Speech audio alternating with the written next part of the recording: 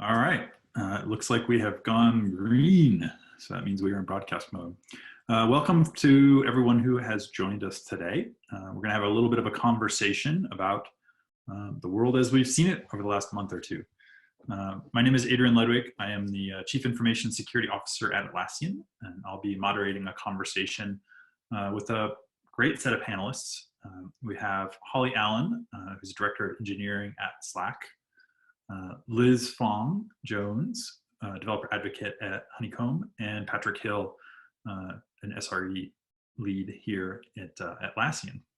We're going to be talking about site reliability and how teams are doing operating services that at this point in a global pandemic that we're all fighting through have become critical to the way that not only we're doing business, but companies around the world and people around the world are doing business. We've seen the world, at least the outside part of the world, pause, but online we've seen incredible increase in activity. Cloud services have become a lifeline for communication for schools, for families, for businesses. And with that have come increased expectations around reliability. So we thought it'd be helpful to bring together some of the experts running some of the world's most important services to help talk through some of the things that they've been experiencing and also have an opportunity to answer questions that you might have in the world that you've been experiencing as well. A bit on the format, we'll do a little bit of an intro and then talk through a handful of questions that the panelists have discussed before and thought that would be interesting and relevant to all of you.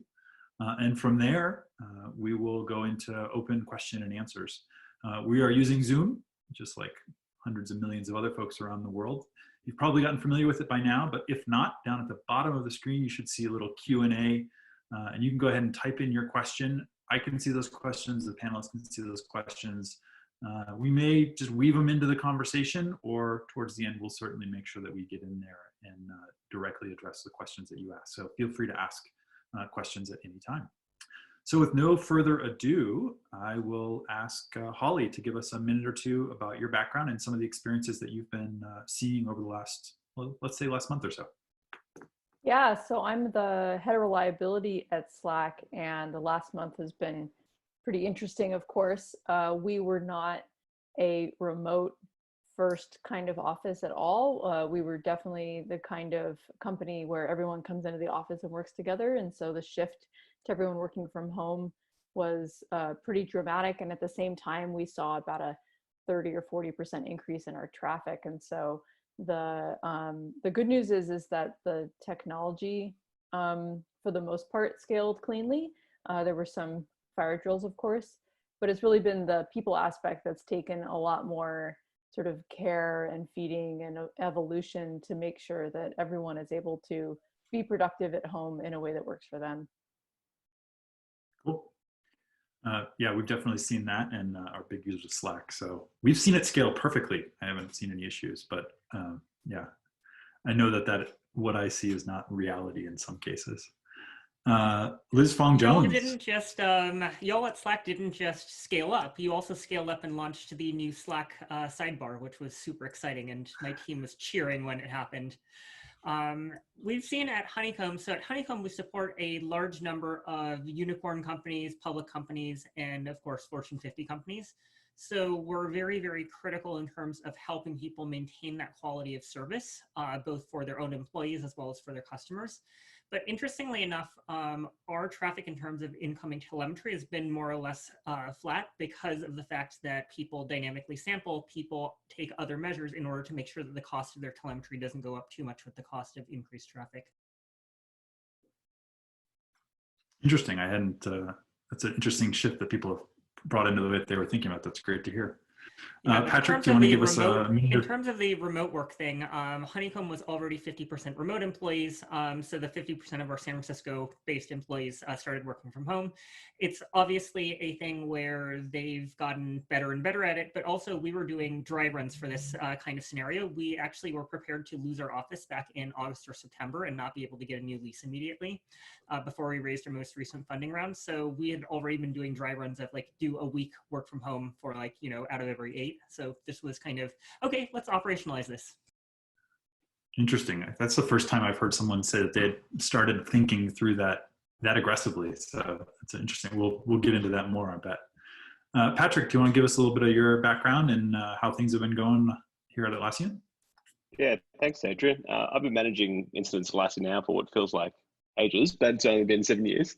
Um, Over the past couple of months, 30th of March, we saw a triple-digit increase in the amount of free signups we have. We now offer free products to our customers in the cloud, so go check that out. We're also been, scaling out and trying to help organizations and companies and teams that have been, impacted by COVID and the pandemic. So if you do need help, we do have some help online available for that, be it remote work practices or even help with, maintain to use Jira or Confluence or any of our other products. On the actual, technical front, we have seen several services had to scale up quite dramatically. We've brought forward some work to help them continue to scale and grow for our customers.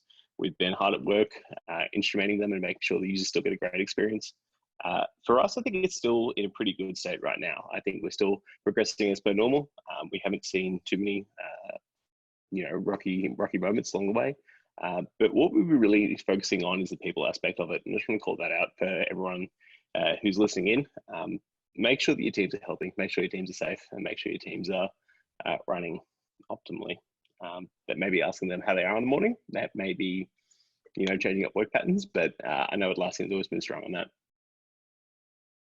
Yeah, it's interesting that three very different experiences, right? One, quite a bit of growth, one fairly stable, but all three of you immediately latched onto the people side as I think a bit of a surprise. Are there specific elements that you would say are unexpected? And I'm going to start with Liz here because it sounds like they were already planning ahead. And so I'm curious if there are things that were still surprising, even though that you've been thinking about this in terms of the impact it's had on your teams. I think definitely we had just invested in a bunch of video conferencing hardware for our San Francisco office, and suddenly realizing that we were in the scramble along with every single other company to get people nice microphones, to get people nice webcams so that we could actually hear each other on calls. That I think was definitely a surprising thing, because there's a huge difference between what you can tolerate with like one or two people who are on a, not so great connection or not so great microphone versus when everyone is spending all of their days in meetings with people who all have, setups that need tweaking. That's interesting. I know that at Atlassian, we set up a stipend basically for people who are going to be working from home. I don't know that we'd expressly said you should spend it on high quality microphones. So if my microphone sucks, I apologize. There's a GitLab guide. GitLab published a guide to here are some things you may find helpful for remote work. They're an all remote company. And they explicitly say, you should pick at least 5 things out of this list. Talk to your manager if you're not sure, right? And it implicitly gives you that permission. It was funny when Adrian mentioned that, because there was a bit of a mad scramble internally for everyone to get a work from home set up. So in Slack and in Confluence, we saw people spin up pages. One of them was started off with a nice little page of what chair you should get, right, for your body type, or what you might find interesting. Where's a good deal? Where's the still in stock even? And then that started expanding into other accessories. So whenever certain suppliers like Dell, for example, were able to get monitors in stock, people were able then to get their work from home setup done. And you think you saw that really good team effort and team collaboration from the get-go, which is always something that I find really reassuring personally. I know that, everyone immediately went oh crap, I have to work from home now. What is that going to mean moment? And then for the whole, our whole internal community to come together and say, it's okay, here's what you should be looking at, has been a real good thing for us. Holly, you were the biggest shift. You're jumping in. Sorry, go ahead. Yeah, we have a fun channel as well. We have a couple for sort of work from home equipment, but we have this really fun channel that I love, which is people's work from home setups. And you get to see sort of how they evolve as they get more stuff.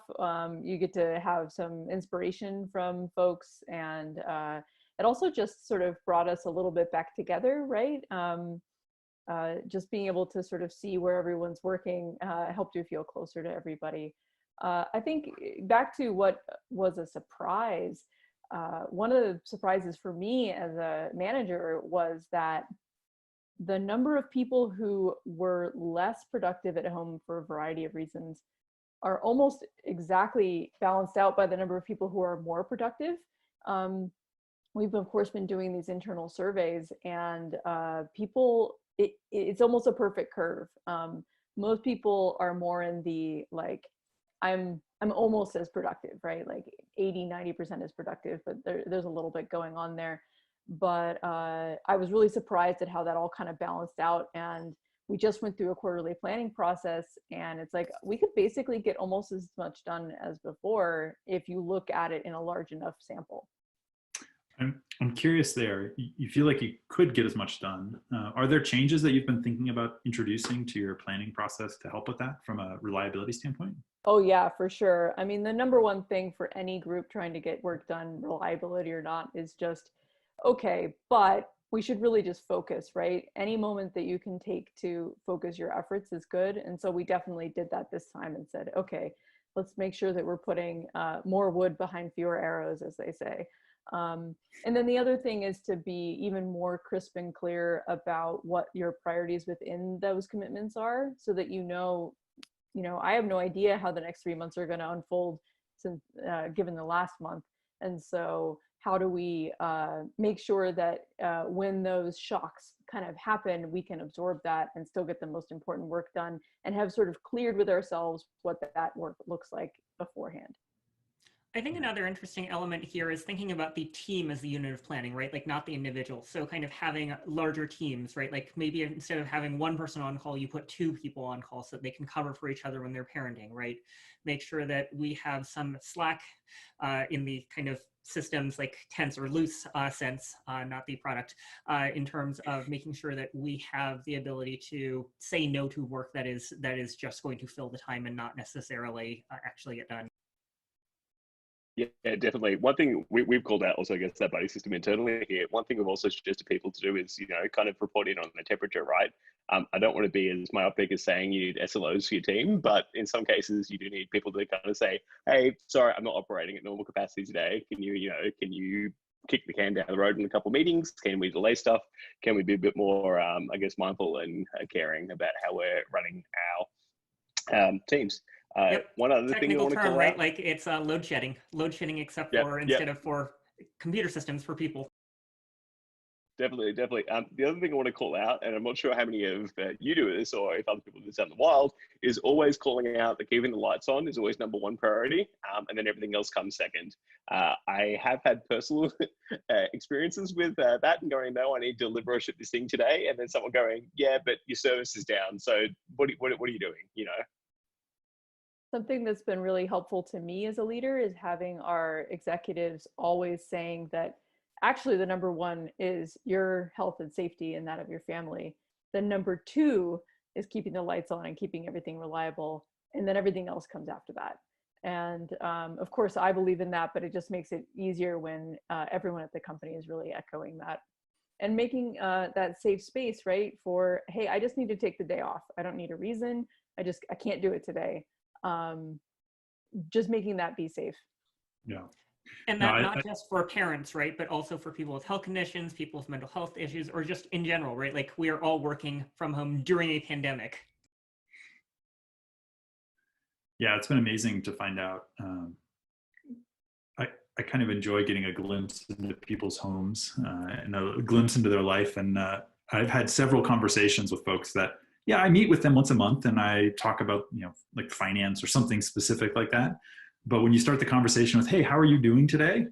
And then 15 minutes into that conversation, you realize you've learned more about this person than you had in the last 3 years of working with them. There's a lot of sort of shared humanity and compassion that's going around, which has been great.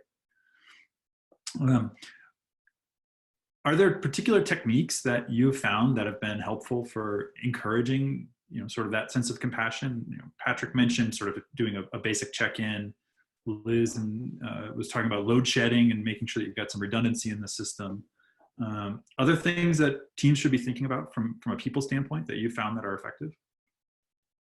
So one thing that I think our Trello team has done for a long while is have a lot of social time in the calendars. And this means talking to people in other teams you don't interact with normally, going from a town hall style meeting and then breaking up into random groups sometimes, putting in time for coffee in the day, right? Like I think it's very easy for some of us to be able to get up and just go get a coffee, and then sit back down. But I think it's much more engaging to then sit there and have that coffee with someone else, right? And chat about what's going on.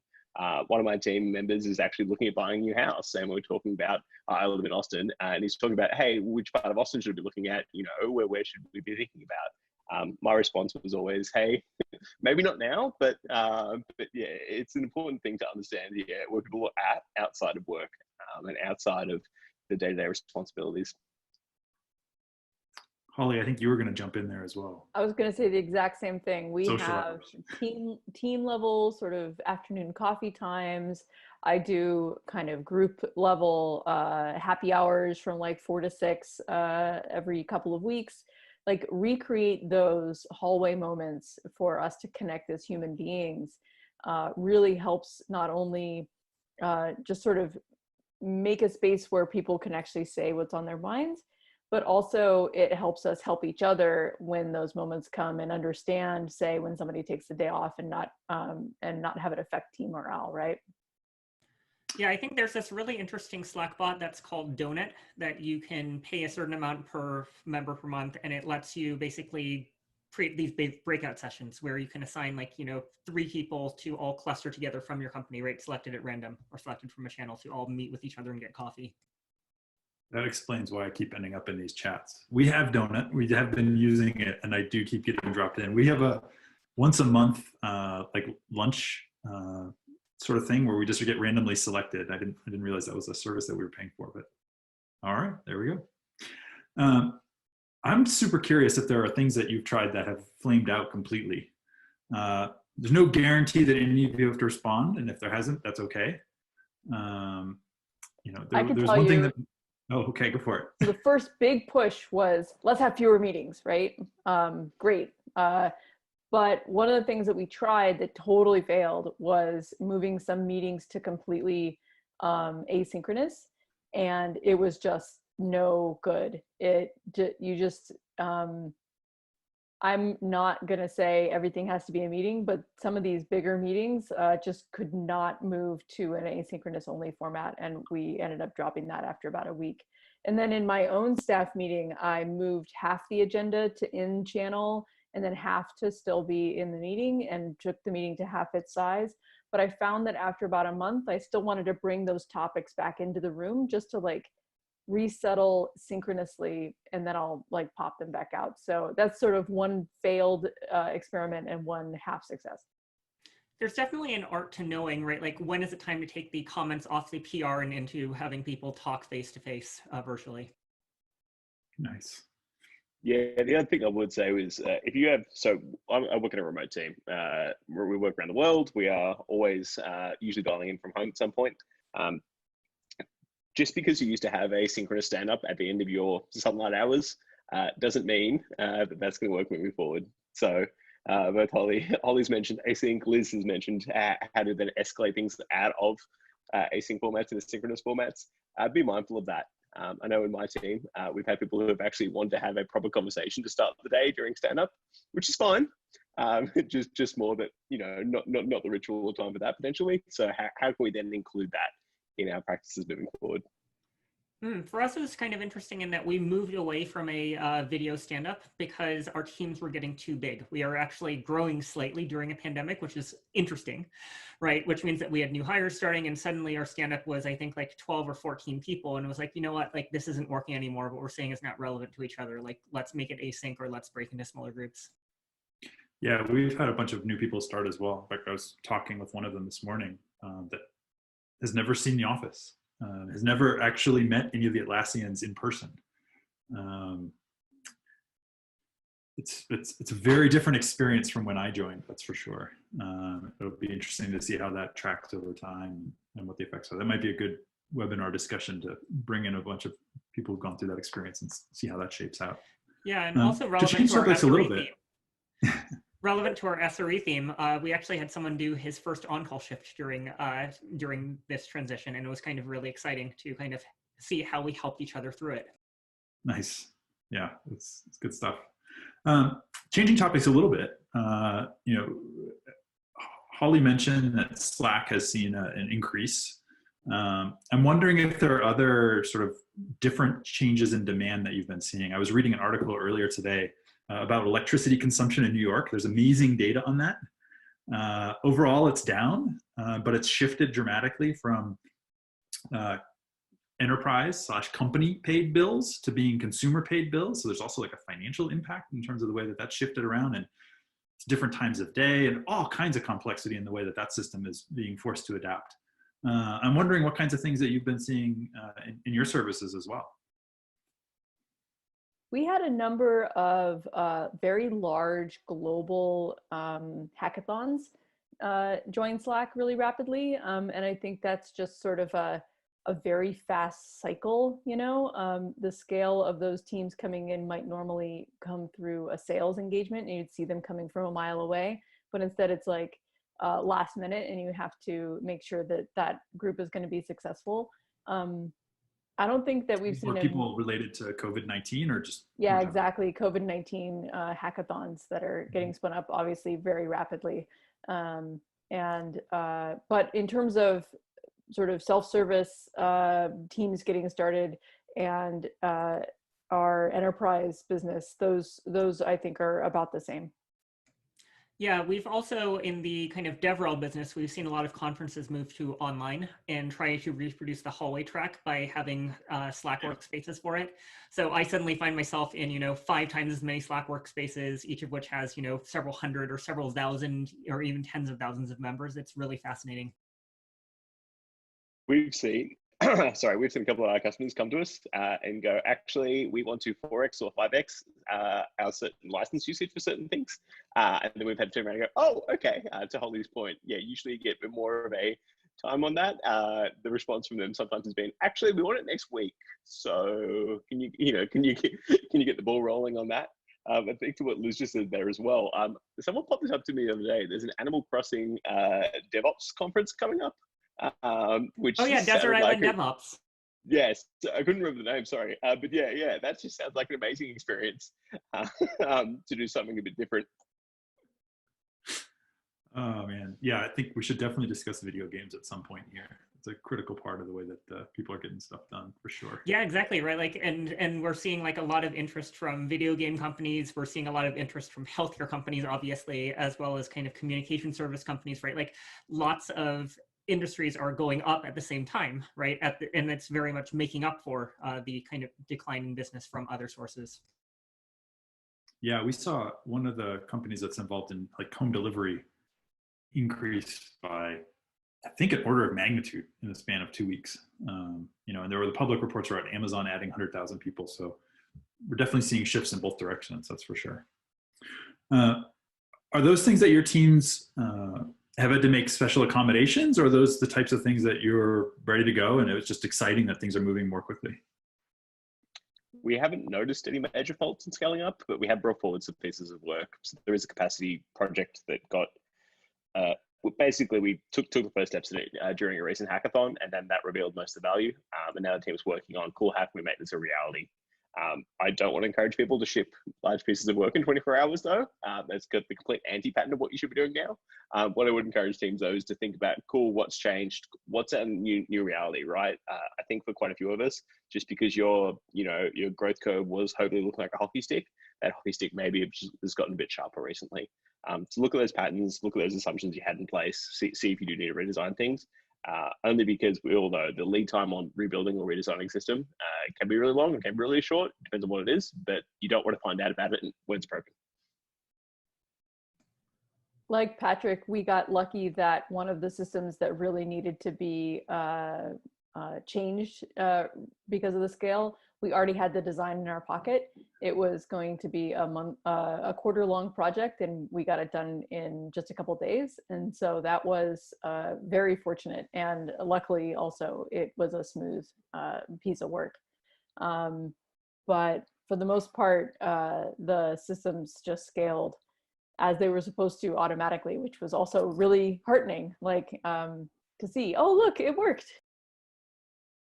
Yeah, when you have the right automation in place, right? Like every time you add a customer that adds 10% to your workload, right? It's just adding 10% to your workload, right? You don't want to end up in a situation of overnight doubling your workload, right? Like that can create a lot of strain, but if you're used to kind of steady growth and it's just happening more often, that feels fine. Well, it's cool to hear that at least on the sort of cloud services side, the sort of shifts in demand are not being nearly as disruptive as they are in the real world, where supply chains don't have that kind of flexibility. We're still looking for toilet paper, but if you haven't, And also, right, like Azure ran out of servers briefly, right? Like, so it's not oh, that, interesting. yeah, you know, all of these things are ultimately backed by real computers that someone has to go to a data center to maintain. We haven't had that problem. I will flag one thing that we have run into, which is there are certain parts of the world right now where you just can't get laptops. So we've had new employees onboarding.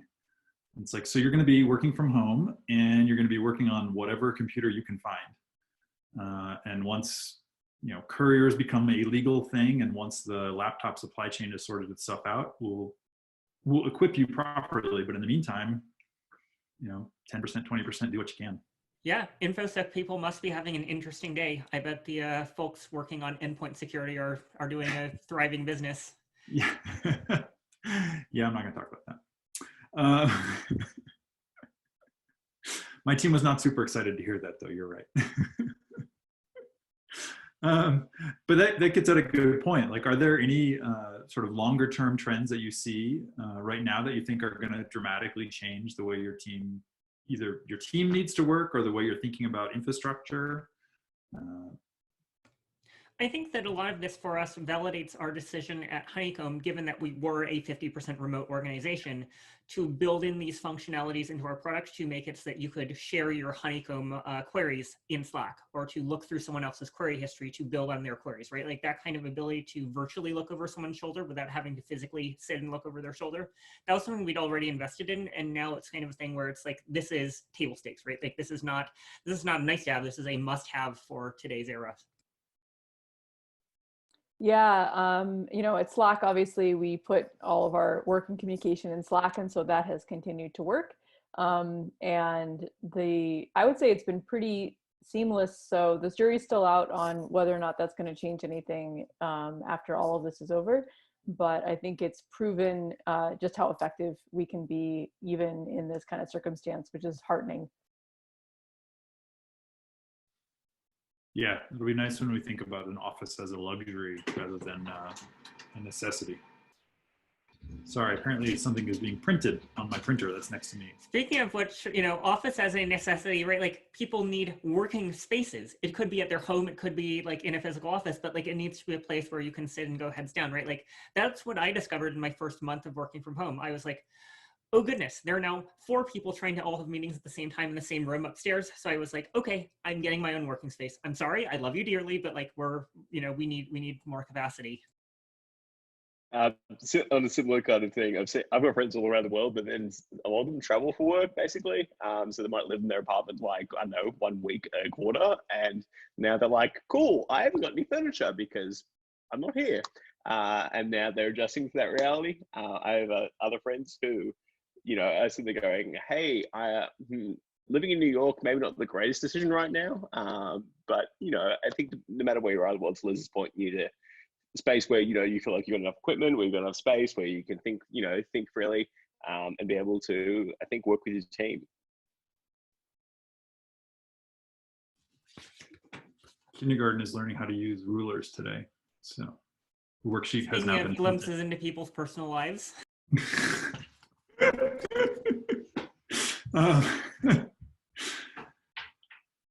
Here you go. Bye.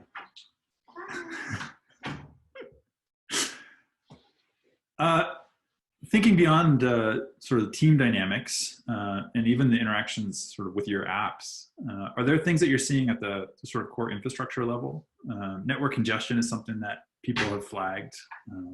There's some really interesting data out of Catchpoint. Catchpoint is a similar to it's a CDN-ish, or sorry, it's not a CDN. It's a system for monitoring your CDN. And they have reported something like 50% of reported speeds in certain parts of Chicago, right? Like, so that's definitely pretty congested. The other capacity planning thing is a lot of people's internet connections are set up for one video link, not multiple video links. My household is very nice that we have a 50 megabit up connection. Other people do not have that luxury, right? And they're having to contend on very, very poor bandwidth. to Liz's point, yeah, I'm logging my fiber connection right now. I know people who have battled with that and had to switch between their, I'm not going to name the brand, but their cable internet and then their tethered mobile phone, cell phone, and then go back and forth depending on what the weather is outside at certain points during the day as well. The one thing that I have found interesting with it is people become very sensitive to services going down, particularly things like Slack, right? Like as soon as there is a network interruption, they're like, hey, is Slack not working? And then you get someone calling you on your phone saying, hey, I couldn't send you a message or I couldn't call you up or something like that. And you're going, no, it's your internet. It's okay. It's going to be fine. Everything's working normal. So I think people have been really sensitive to network interruptions. I know there was a provider that had 2 fiber lines cut last week at the same time. That caused us internally to go, hey, is that VPN down? No, it's just routing. We'll figure out a way around it. So it definitely lays bare this idea of service level objectives, right? Like, where we say, we're aiming for 3 nines or 4 nines, right? And it turns out that a lot of that error budget winds up being spent on things outside of your control. Correct. And then, yeah, the other thing is, I was going to call out is like human expectations, right?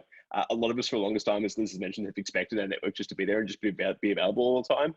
In our home environments, we haven't planned for that, I don't think. Like, I'm not sure, Liz, if you have, but I know for me, I've just got the biggest connection I could. That doesn't actually mean that it's what I need, but I haven't actually done capacity planning on my home network.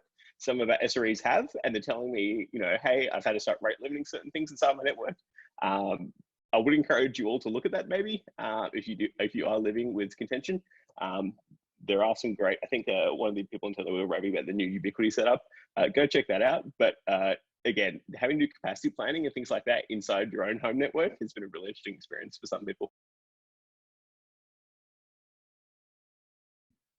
I had my internet down for 4 days last week, and it was incredible when I was on the phone with the provider and they said it was going to be 4 or 5 days before the tech could come out. I'm like, no, that's not possible. That's like telling me I can't have water or that my air is going to be shut off. But I was extremely pleased by how good my cell phone tethering was. I was actually able to get almost everything done, except there was no video happening. Yeah, I remember the debate in my household a year and a half ago about whether to spend the extra $50 a month or whatever it is to have business class as opposed to, I don't know if it's good or not, but it's working. And it turns out we do have 5 video streams now at a time because kindergarten apparently has to have Zoom.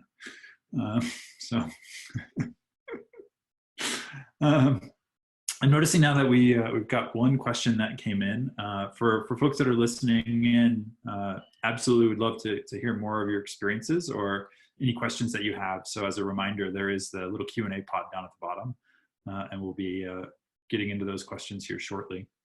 One of the things that I know folks were interested in talking about was some of the experiences that they've had sort of helping out. I don't know if there are any of those that in particular that you could share or things that you could talk about. I'm reading the question, and I would say the number one reason having like, hi, I am on litigation hold due to multiple lawsuits involving Google.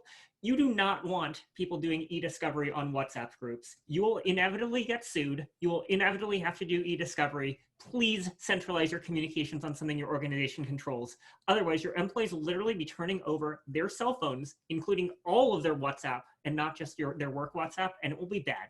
That is what I would recommend to answer that question. Like I'm not shilling for Slack. We are a customer, but like that is my painful, hard won experience. Yeah, definitely don't use consumer stuff for enterprise or business related activities. That's probably one thing I actually do want to call out, although we are in our own homes. And I think Adrian mentioned this before with using your own devices and stuff. Please don't wherever possible. Please use what your company provides you as much as possible. Just wanted to call that out. Yeah, absolutely. Like no matter what communication platforms you choose, make sure that they're enterprise and built for business and not built for consumers, because get your corporate lawyers involved. That's what I would say. It's so nice to have someone not on the security team make those arguments. It's great. Back to Adrian's question around helping out. We have mentioned it before, but it's not just, I think people need to take time off on call. It's also, saying, hey, I need to go complete this like chore or activity, right, to go help someone else out. Just yesterday, one of our incident managers on call goes, hey, my car has finally been fixed, so now I can do my shopping. Can someone please swap with me for an hour or two so I can go and get supplies? And everyone's like, yes, of course. Like, you don't need to ask twice. Yeah. There are all kinds of funny stories. Like one of my coworkers literally drove to a flour mill to distribute flour in industrial quantities to his neighbors, and that was what he needed on-call cover for 2 hours for. I've got two stories. I took half a day the other day to do volunteering at a food bank, and that was great. And I know other people who are able to start doing things like that. And then Slack itself did something that I thought was really great. Doctors and medical professionals were having trouble in other spaces, knowing that they were talking to other doctors about COVID related things. And so we partnered with ID.me who does identity verification, to create a Slack workspace where only medical professionals can join it. So that they know, okay, I'm only talking to other medical professionals about the problems at hospitals or the problems in research or whatever the case may be. It's an interesting challenge, actually.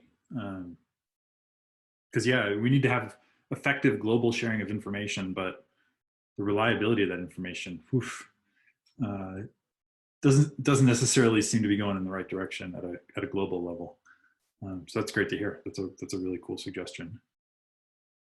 One of the things that I've seen that Atlassian has done that I thought was really interesting, our workplace experience team, which normally would be like making sure that our offices are working and people are having communication, they're keeping busy. One of the things that they've done, they went out and they bought like gift certificates and all kinds of different things from the various different office areas, so each of the different office locations.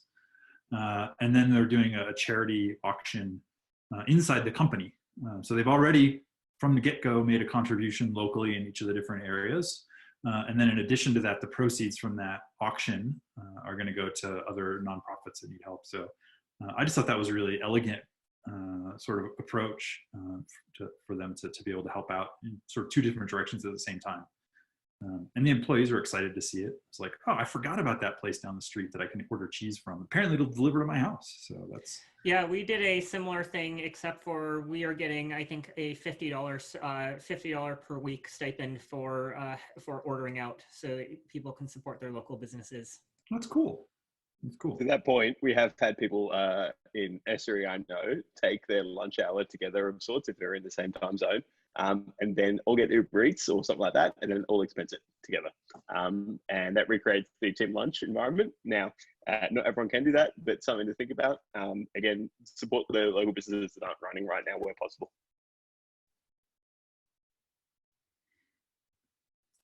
So I'm not seeing a ton of additional questions here. Are there additional things that the folks on the panel wanted to make sure that we got some insight into, or that you wanted to share with listeners when you have a chance? One of the things I wanted to share that I've been working on recently is I've been working on opening up office hours to replace the kind of conference hallway conversations I'd otherwise be having. So it's been a really exciting thing to be like, hey, like, you know, if you're working in the medical industry, if you're working in the banking industry, or if you're working in whatever industry, like, you know, please like come on by, like, you know, anyone can book 30 minutes on my calendar, and kind of those kinds of spontaneous connections I found to be super, super interesting and super, super cool. Like, I'd really encourage people to like think about how can I share my expertise outside of my company as well as within my company. I'm doing something similar. You know, the security team at Atlassian is about 85 people at this point, globally distributed. We've got people in Austin, Texas, Sydney, Australia, and then strewn about the, you know, everywhere in between. It used to be that I started my day with like an hour of quiet time to myself to get through email and then sort of conclude the end of the day the same way. What I've done is I've declared that to be office hours. I'll just sit here, I'll open up a Zoom, just sort it over to the side, just sucking up bandwidth, because that's, you know, what people like me do. And then it's on my calendar and anybody can just drop in. And pretty much 1 or 2 people a day drop in. You know, they're working on a technical thing, they're working on a personal thing, they just want to say hi, whatever. And it works out pretty well. It's kind of a neat approach to get some of those discussions going as well. Well, we're starting to get some questions. Any other suggestions that people have seen or experiments they've tried around flexing of hours? I know I now have a very different schedule than I used to because I have to help set up Zoom meetings for children in the morning. Other things that people have been seeing? So Yeah, we're heavily supporting flexible hours and flexible schedules. And of course, I'm flexing my hours as well. And the thing that has to go along with that is the assurance to folks that this isn't in any way going to negatively reflect on people's performance, right? It's still all about, like, we're a team, to Liz's point, like the unit of planning, the unit of delivery is the team, and that we're all in this together. And being flexible with each other just helps the team do that. Yeah, I've had a couple people in our team, the Brewers for a team at Atlassian, either change their hours, shift their hours, set up blocks in the middle of the day. Because I work in Austin, and then I have people I have to work with in the Bay Area, and then Sydney, and then India as well. I've tended to take off blocks of time in the middle of my day, and I would encourage anyone who needs to do the same. Don't feel like you have to change yourself to your desk for 14 hours. Set aside blocks of time and try and reduce down your direct working hours, and then have some time away to go, deal with other things if you need to do that. For those, and we mentioned it before, who need the time to take care of the people they live with, their family, whatever, take that time, right? Like I would seriously challenge anyone that says, no, you have to change your desk for your whole shift or anything like that. Yeah.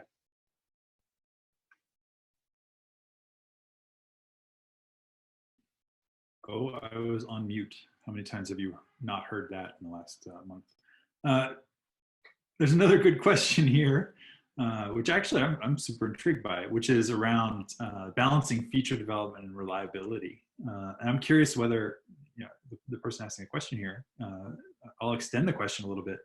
Have you seen changes in the things that are coming out of dev teams in terms of the impact on reliability?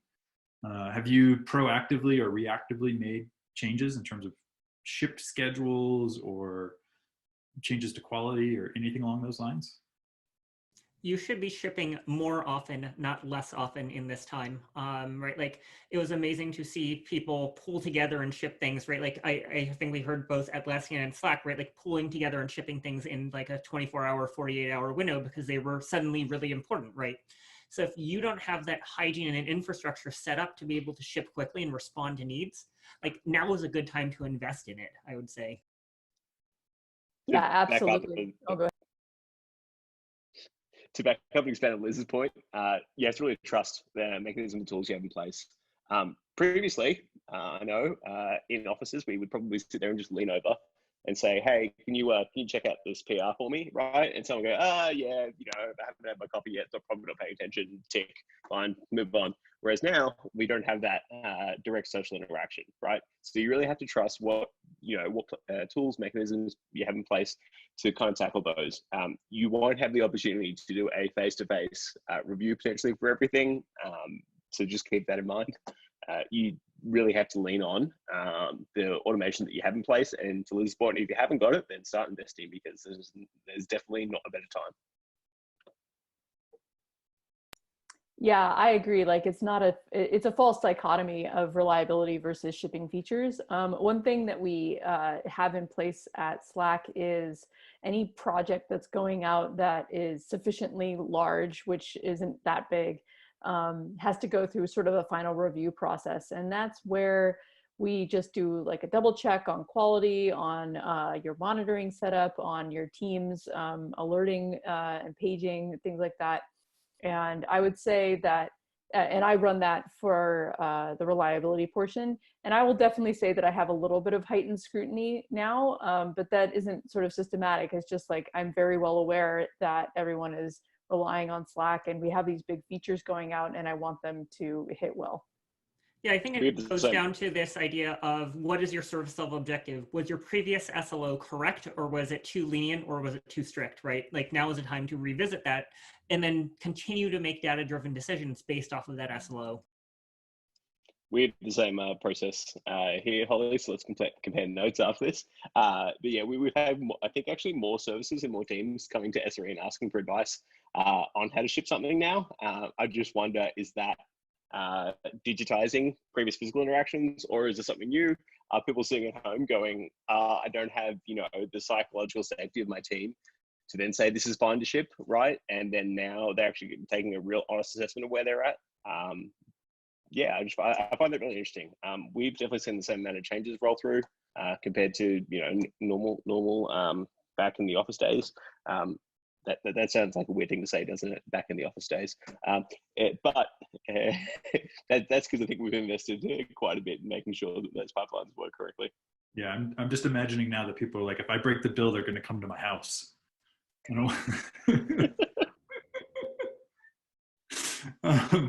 There's another great question in terms of flow of information, and now you've got a lot more sort of online meetings and no whiteboards and things like that. Are there tooling changes or process changes that you've put in place around documenting just how decisions are being made and how that stuff is coming together? Are people actually typing while they're in Zoom, or is that no longer happening?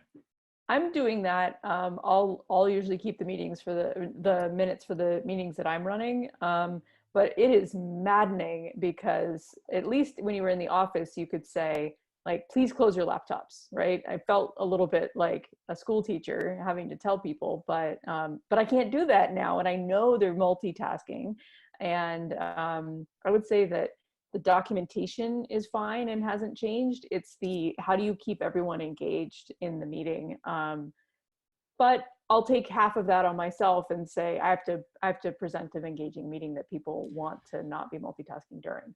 I 100% agree, right? Like, not everyone is neurotypical. Not everyone has no ADHD, right? Like, I think that we're definitely seeing an environment where people are going to pay the amount of attention that they're going to pay, and we can all help each other out through this. Yeah, we've had to then, like, we use Confluence and Trello. Well, Trello for meeting agenda items and usually Confluence for collaborative notes. We've had to then realize that you won't be able to get everything done in that meeting, right? And then get more familiar with doing async stuff, right? Like, it's very easy, I think, to sit there and require people to give you an answer during the meeting. Sometimes you won't, and sometimes you just have to sit there and go, cool, we'll get back to that during the rest of the week. Some of that's been healthy, some that hasn't, honestly. Like, not everything you can delay, but that's fine. Cool. Well, I think we managed to get through those questions. I want to thank all of you for spending a little bit of time with us here today, giving us a little bit of visibility into the experience that you've been having. Undoubtedly, these are memorable times, and I think it's also sort of a watershed moment where we're seeing cloud services, online services become critical infrastructure, not to use that phrase too lightly, and the value that y'all are providing in terms of both keeping the services working, but also figuring out how to have your teams be effective and be more productive and keep the lights on. I think I speak on behalf of lots and lots of folks that saying thank you, and I really appreciate it, and keep up the good work. With that, we'll call it a wrap, and hope you all have a good rest of your day.